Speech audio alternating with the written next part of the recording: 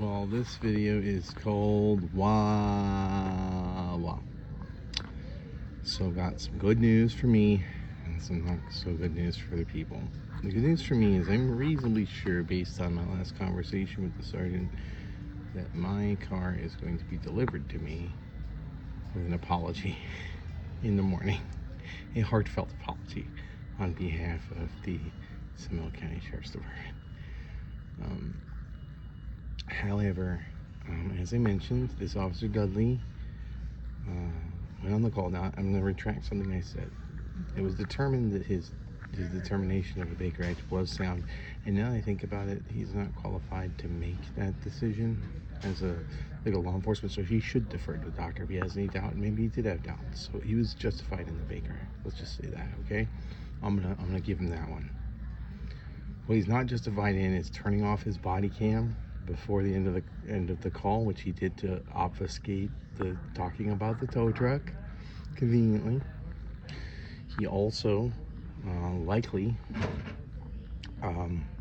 accepted incentive, because remember, he has no reason to put his job on the line. For me, I'm a nobody unless he's been bribed by somebody who does know me and is incentivized. So he probably accepted a bribe, a reasonable amount of suspicion that happened. Here's the shitty part. The manager, when I talked to him, he's like, yeah, that cop told me to use this company. He changed his tune. So I called back the manager. I said, hey, there's difference. And he's like, oh, well, it wasn't my problem. I had to tow the car. And we use that all the time. I said, dude, I'm not questioning your decision to tow the car. If you need the car out of there, that's fine. I'm asking, do you use that company on the regular? He's like, well, corporate does it. I don't know, trying to cover his ass. So I called corporate. Here's what corporate told me. Corporate told me there's only one towing company that's approved, and it's the one on the towing signs. And I thought to myself, well, maybe it wasn't the cop, maybe there's a manager who just always uses the wrong towing company. Could be the WAAAAA guy's fault, right? So I'm having legal pull every instance where any DID on any PBX ever belonging to WAAAA has called 33 Towing before that night. I guarantee you it's an empty list.